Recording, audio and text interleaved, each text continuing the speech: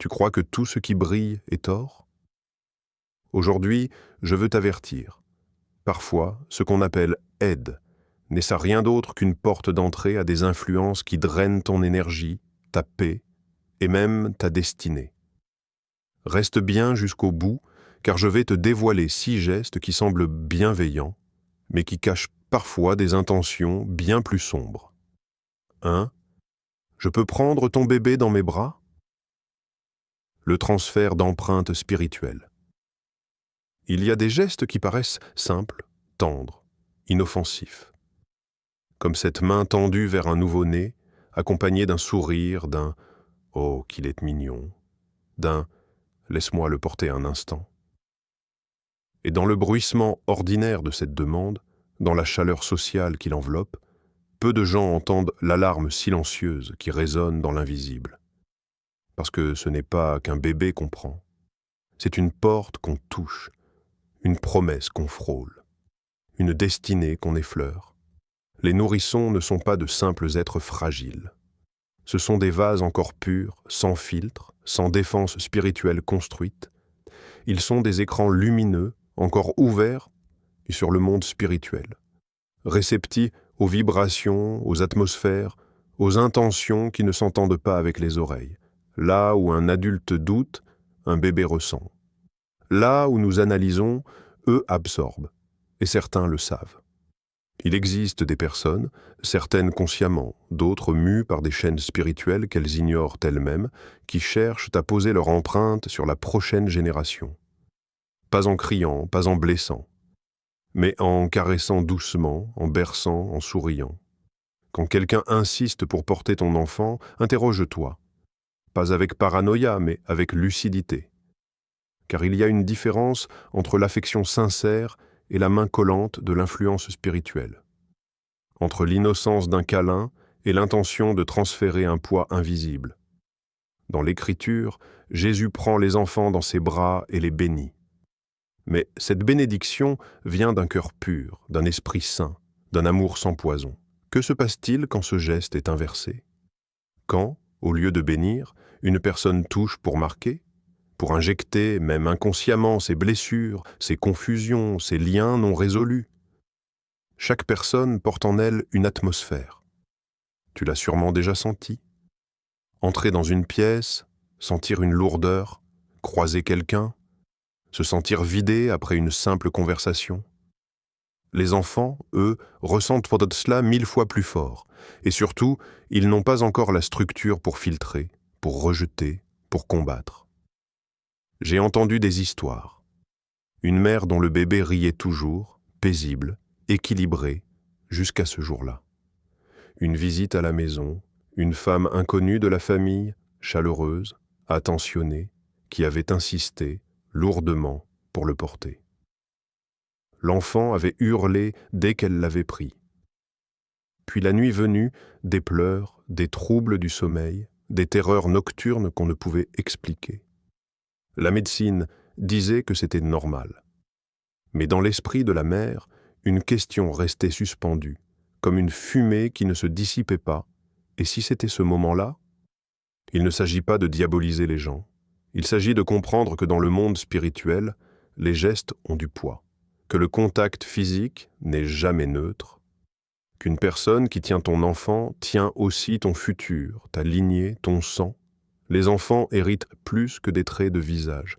Ils héritent aussi des atmosphères qu'on laisse les toucher. Dans certaines traditions anciennes, on ne laissait jamais un étranger tenir un bébé. Non par hostilité, mais par protection. Parce qu'on savait que l'âme d'un enfant, c'est une toile blanche, et que même une caresse peut y laisser une couleur indélébile. Et aujourd'hui, alors que le monde moderne encourage l'ouverture, la spontanéité, le « ne sois pas méfiant », nous avons perdu le sens du sacré autour de l'enfant. Nous avons oublié que les enfants sont les héritiers directs de nos bénédictions, qu'ils sont les coffres où Dieu cache l'or de demain. Certaines personnes n'en veulent pas à toi directement. Elles veulent interrompre ton héritage. Et si elles ne peuvent pas te toucher, elles tenteront d'atteindre ce que tu as enfanté. Spirituellement, c'est souvent plus stratégique. Si l'ennemi veut briser une génération, il commence par corrompre les racines de la suivante. Alors écoute cette petite voix intérieure, celle qui crie doucement quand quelqu'un insiste trop, celle qui murmure « pas maintenant », même si tu ne sais pas pourquoi. Cette voix, ce n'est pas ton imagination, c'est ton radar spirituel. C'est l'intelligence divine que Dieu a placée en toi pour protéger ce qui t'était le plus cher. Tu n'as pas besoin de tout expliquer. Tu n'as pas besoin d'offenser qui que ce soit. Tu as juste besoin de dire « non, merci » avec autorité douce. Parce que ton bébé, c'est plus qu'un bébé. C'est une promesse.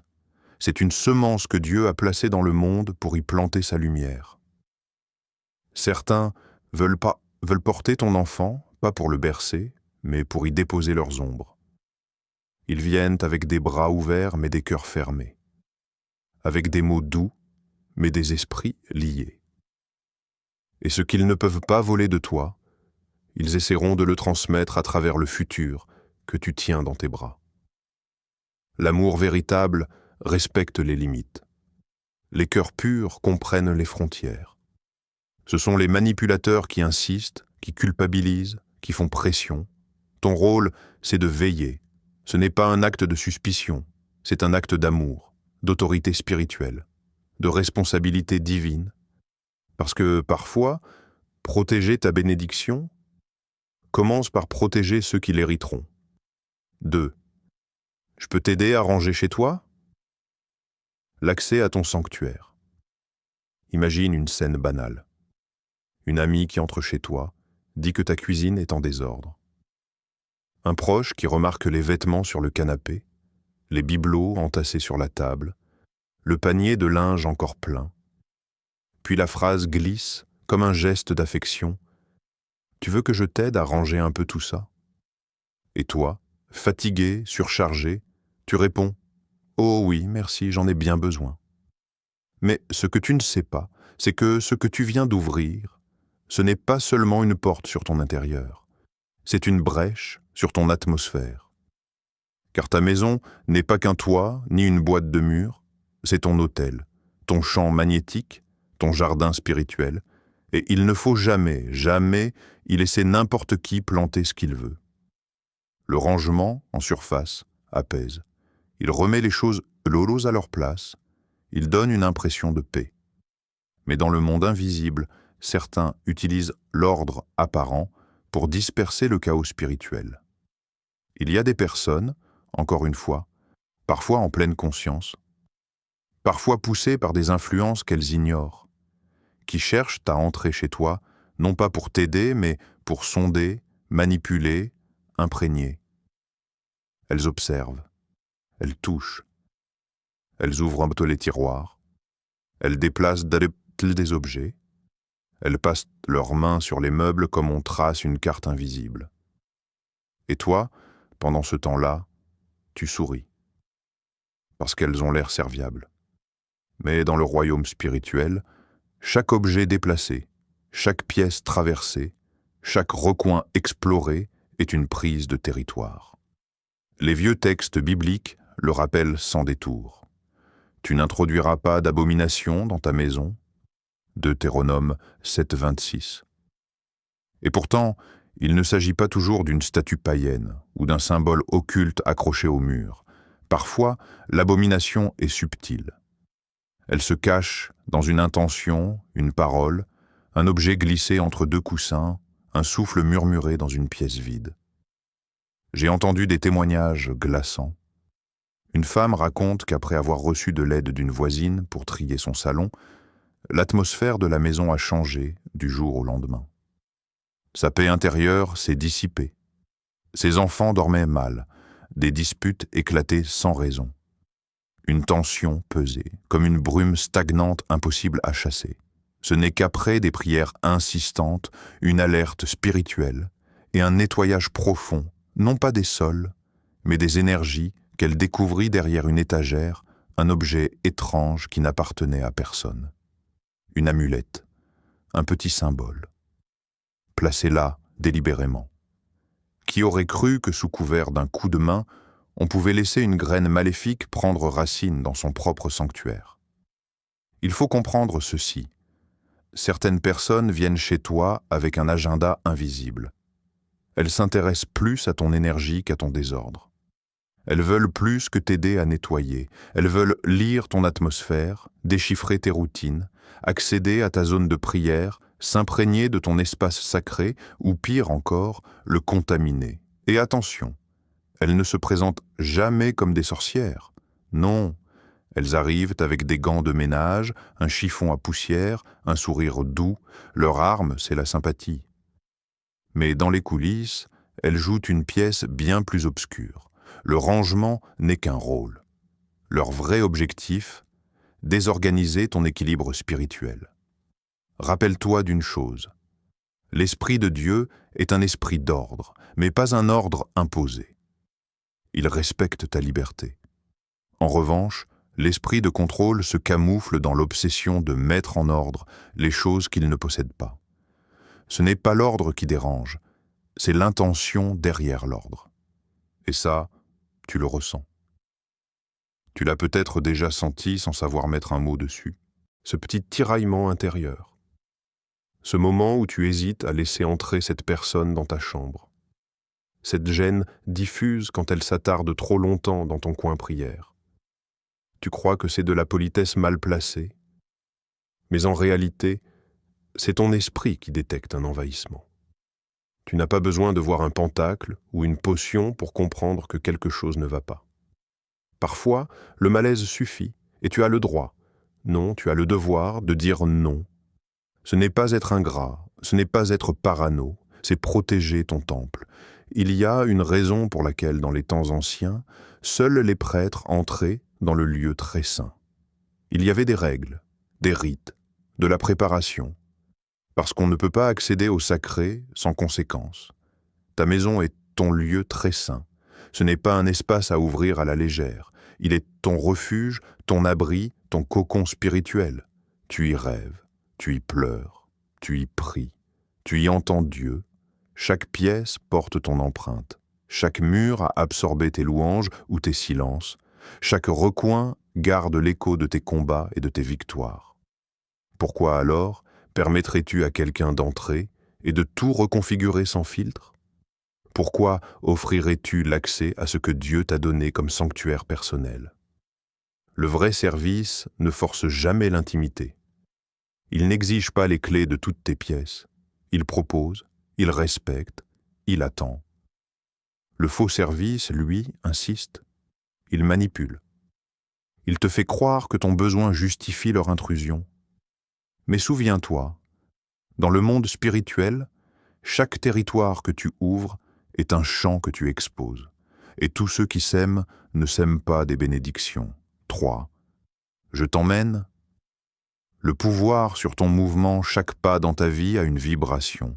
Chaque déplacement, qu'il soit petit ou grand, n'est jamais neutre.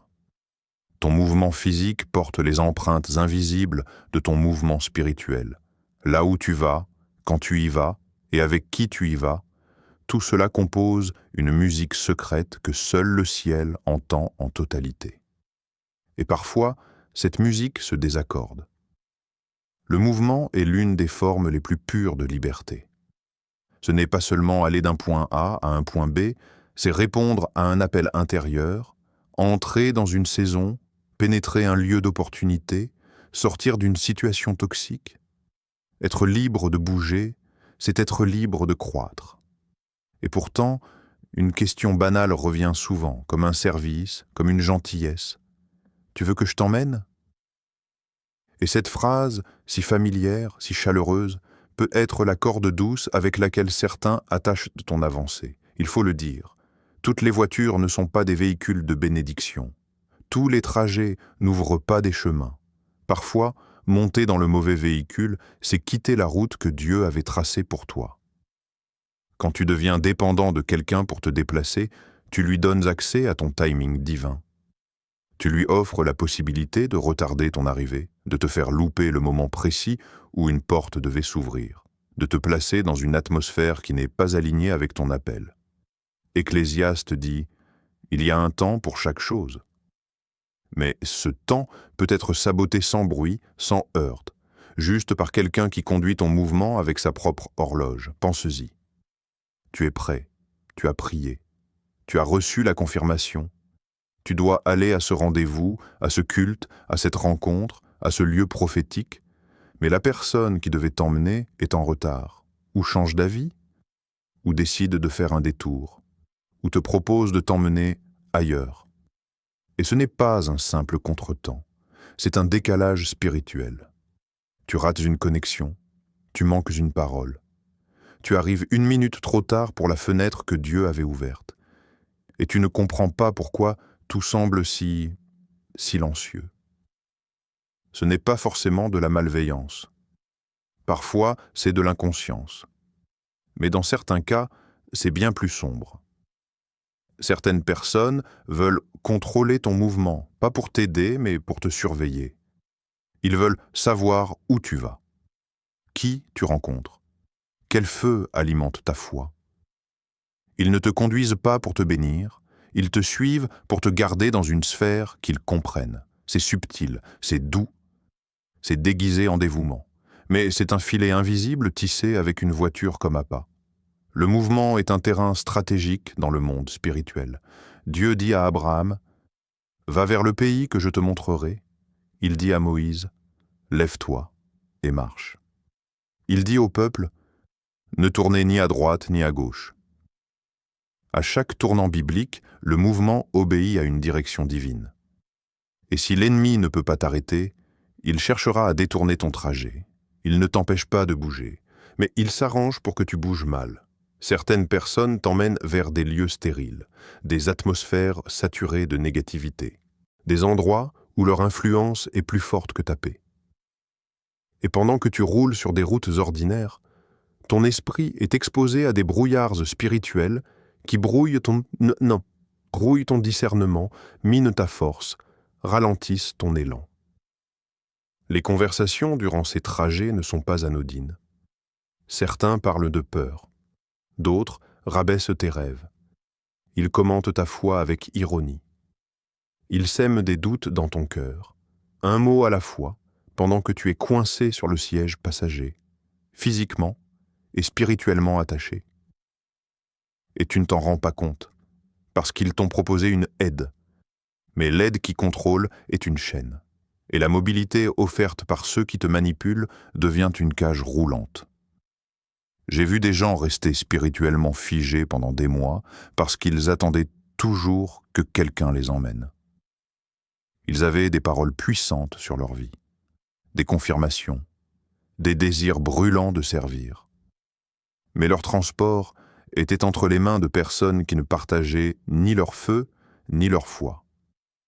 Alors, ils arrivaient en retard au rendez-vous divin, ou n'y allaient jamais, et finissaient par croire que le ciel s'était fermé, alors qu'en réalité, ils avaient juste confié leur trajectoire à ceux qui marchaient en sens inverse. Il faut oser reprendre le volant de sa destinée. Ce n'est pas une question d'orgueil. C'est une question de liberté prophétique. Tu ne peux pas courir la course que Dieu a prévue pour toi avec les jambes d'un autre. Tu ne peux pas espérer arriver à l'heure si tu t'alignes sur l'agenda de quelqu'un qui ne discerne pas les saisons. Apprends à te déplacer seul, même si c'est difficile. Même si c'est à pied. Même si c'est plus lent au début. Parce que dans l'autonomie spirituelle, Dieu synchronise ton pas avec le sien. Et un jour, tu verras, tu arriveras à l'endroit exact, au moment parfait, sans bruit, sans retard, juste à l'heure de Dieu. 4. J'ai préparé un plat pour toi. L'invitation cachée à une alliance.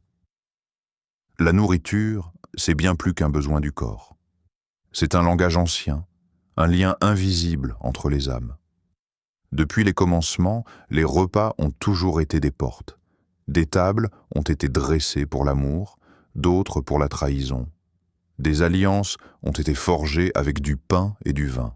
Des pactes ont été scellés avec des plats fumants servis dans des silences complices.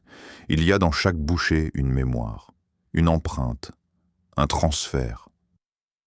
Et pourtant, On nous a appris à dire oui à tout ce qui est offert avec le sourire.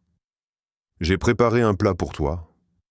Ce qui semble être une main tendue est parfois une main tendancieuse.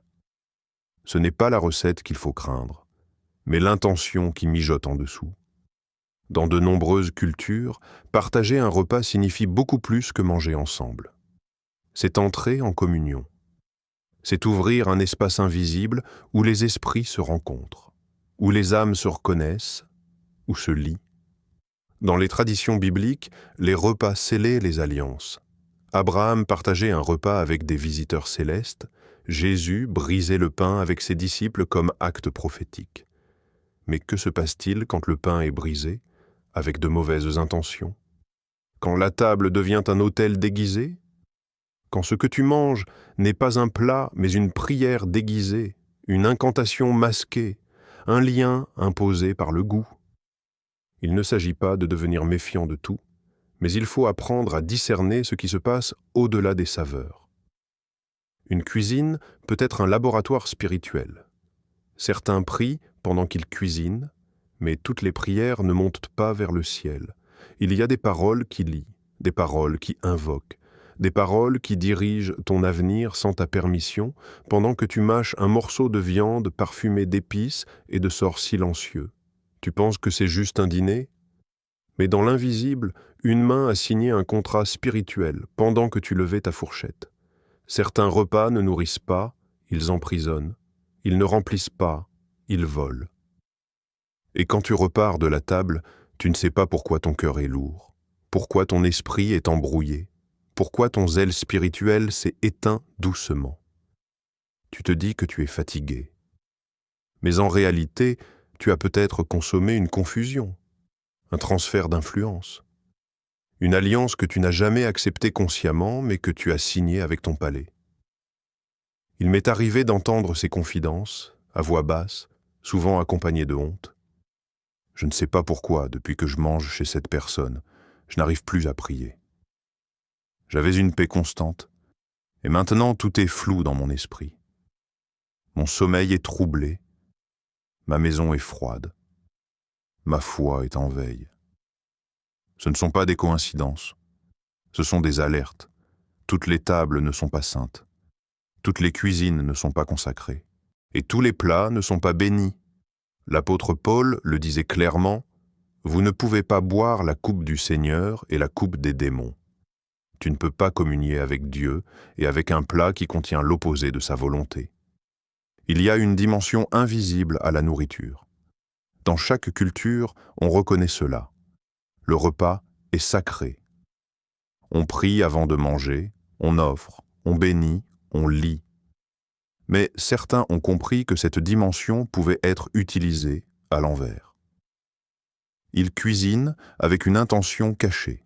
Ils parlent sur le plat pendant qu'ils mijotent. Ils déposent des paroles dans l'huile, dans les sauces, dans les herbes. Ils plantent dans l'assiette des vœux invisibles, et tu les avales. Avec leur générosité, ils te relient. Ils deviennent présents dans ton quotidien sans être physiquement là. Ils t'influencent depuis ton estomac, depuis ta digestion, depuis ton esprit qui essaie de comprendre pourquoi quelque chose s'est déplacé en toi sans ton autorisation. Et voici le piège. La gentillesse te fait baisser la garde. Tu penses, c'est quelqu'un de bien, elle m'aide, elle est accueillante. Mais l'esprit ne regarde pas l'accueil. Il regarde le cœur. Et ton esprit, lui, ressent la dissonance. Tu ressors de là avec une saveur amère dans l'âme, même si le plat était sucré. Tu te sens lourd, pas à cause des calories, mais à cause des chaînes invisibles. Alors pose-toi cette question, simple mais redoutablement révélatrice. Après avoir mangé, est-ce que je me sens nourri ou alourdi? Est-ce que ta prière est plus fluide ou étouffée? Est-ce que ta joie grandit ou se trouble? Est-ce que ta lumière brille plus fort ou vacille comme une flamme attaquée par le vent? Tu n'as pas besoin de paniquer, mais tu as besoin de reprendre autorité sur ce que tu permets d'entrer en toi. Tu peux bénir ta nourriture. Tu peux refuser intérieurement toute intention malicieuse. Tu peux dire non à des invitations sans culpabiliser, parce que ton estomac n'est pas une poubelle spirituelle. C'est un passage sacré, un autel, un endroit de rencontre entre le visible et l'invisible.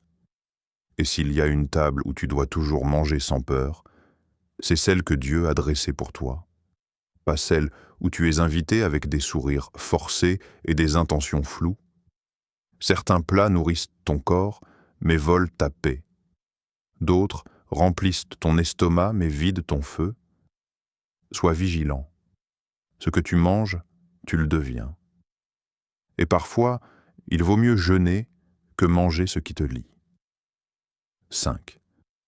Tu veux que je t'aide à gérer ton argent? La redirection de ton flux de bénédiction. L'argent, dans sa forme visible, n'est qu'un chiffre.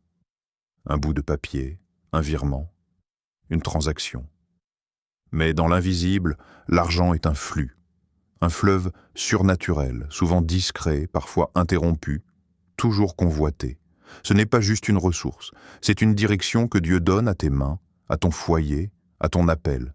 Et c'est pour cela que l'ennemi ne t'attaque pas toujours avec des pertes soudaines, mais avec une offre.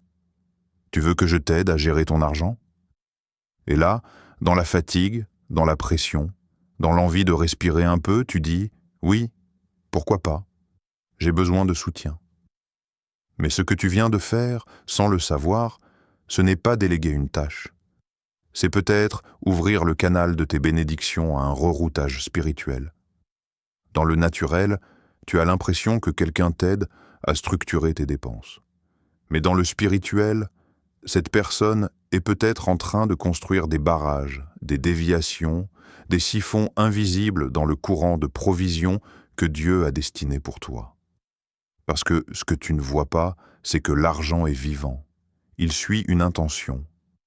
Et chaque fois que tu remets tes finances entre les mains d'une personne, tu lui donnes le droit d'orienter ce flux, même subtilement. Regarde bien. Tu gagnes correctement, tu travailles dur, mais l'argent fuit. Les projets n'aboutissent pas, les dettes reviennent comme des vagues. Les récoltes se perdent juste avant la moisson. Et toi, tu cherches des causes naturelles, une mauvaise gestion, peut-être, un imprévu, sans doute, mais parfois ce n'est rien de tout ça. C'est simplement que quelqu'un a accédé à ton fleuve.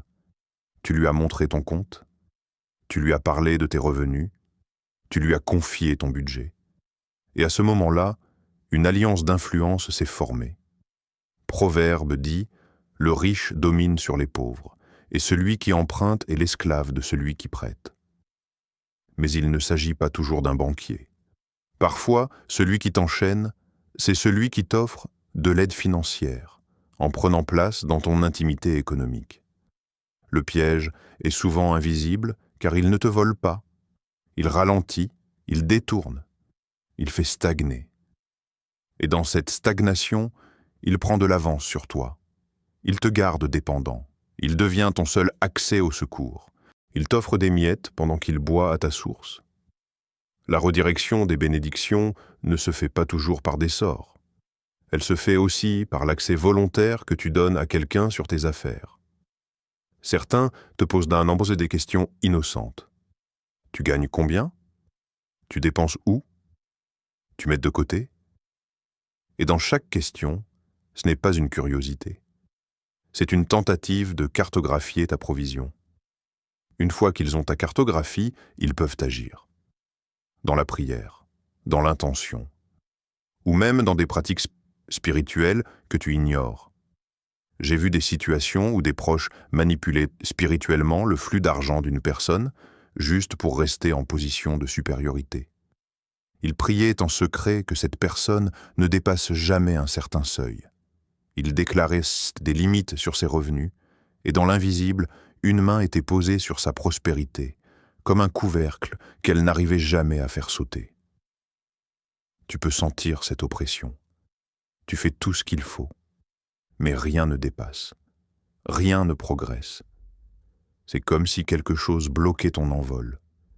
L'ennemi aime travailler par l'accès, et ton compte bancaire n'est pas qu'un lieu de chiffres, c'est une zone spirituelle à protéger. Tu ne montres pas ta maison à n'importe qui. Tu ne laisses pas tes enfants à n'importe qui. Mais pourquoi laisserais-tu ton flux de bénédictions entre les mains d'une personne qui ne porte pas ton appel, ta vision, ta pureté? Parfois, les gens t'aident financièrement, non pour te libérer, mais pour t'enfermer dans la gratitude. Ils veulent que tu les doives, que tu ne les dépasses jamais, que ton succès soit toujours redevable à leurs prêts, leurs conseils, leur gestion. Et là, tu ne vis plus dans la faveur de Dieu. Tu vis dans la dette psychologique. Or, Dieu ne donne pas pour t'enfermer. Il donne pour t'aligner avec ton appel. Et sa provision ne passe pas par des chaînes. Alors voici ce qu'il faut faire. Ferme les accès. Récupère ton indépendance financière, même si ça prend du temps. Couvre tes finances de prière, chaque euro, chaque idée, chaque projet. Ne parle pas de tes revenus à tout le monde, le silence est une couverture. Refuse les alliances déséquilibrées. Toute aide qui te fait sentir petit n'est pas une aide. Consulte Dieu avant chaque investissement, chaque partenariat. Il voit ce que les bilans ne montrent pas. Ton argent n'est pas ton Dieu, mais c'est un outil divin. Et comme tout outil sacré, il doit être sanctifié, protégé, aligné. Ne laisse personne détourner ton fleuve, car Dieu t'a promis une abondance qui coule sans obstruction.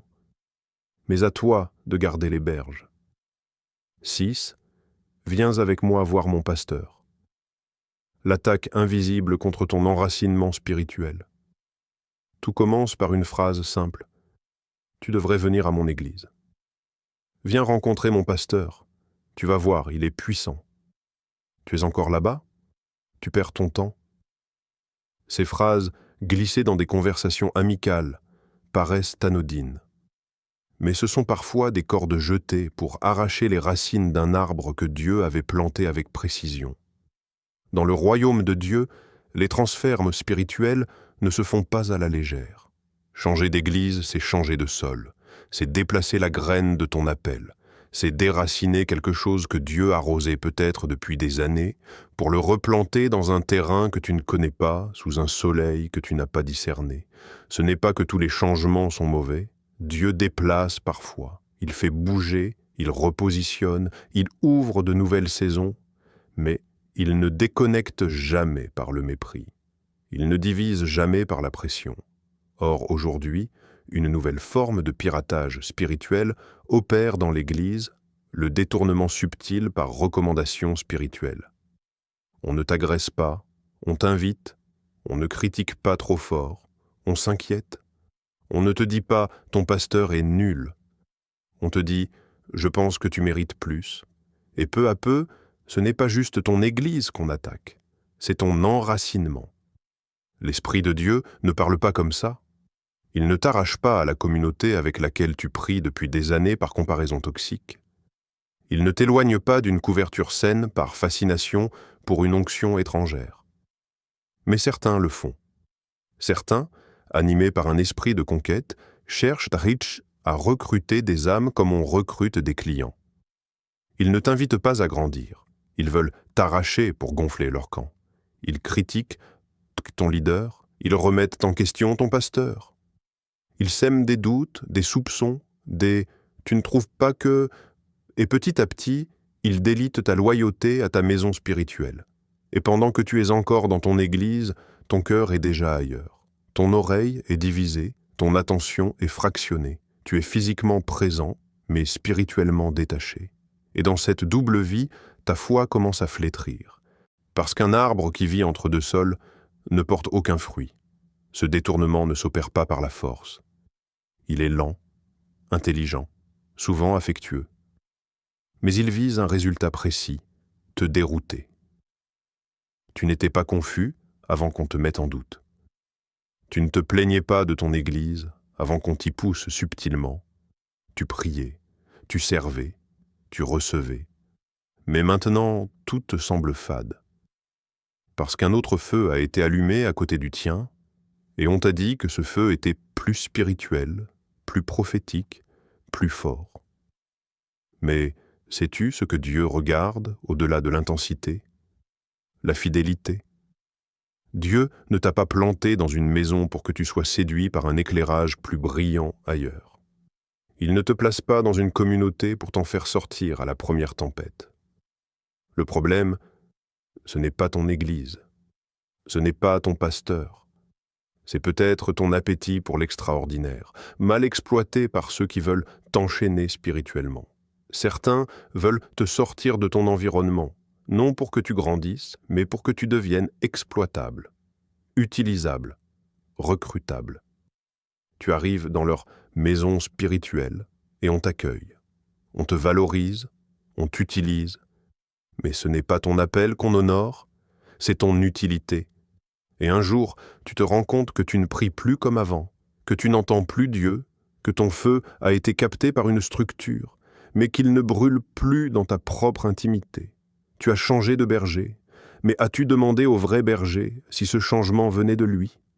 Car il y a une différence entre quitter une maison spirituelle par appel et en être expulsé par séduction. Et quand tu es sorti de ton alignement divin, tu ne deviens pas seulement vulnérable, tu deviens exposé. Il n'y a pas de couverture sans alignement. Il n'y a pas de protection spirituelle dans la rébellion douce, même enrobée de charisme. Alors voici un repère. Si quelqu'un critique toujours ton pasteur, ce n'est pas un frère. Si quelqu'un t'invite à venir voir sans t'avoir jamais demandé ce que Dieu t'a dit, ce n'est pas un guide. Si quelqu'un t'emmène dans son église sans respecter ce que tu vis dans la tienne, ce n'est pas un ami. C'est un détournement en cours. Dieu ne te fait jamais avancer en méprisant là où tu es. Il te fait avancer par révélation, pas par comparaison. Par conviction, pas par flatterie. Par feu intérieur, pas par séduction extérieure.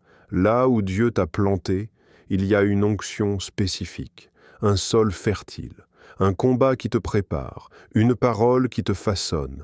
Ne quitte jamais une maison à cause d'un charme. Ne trahis jamais ton appel pour une ambiance.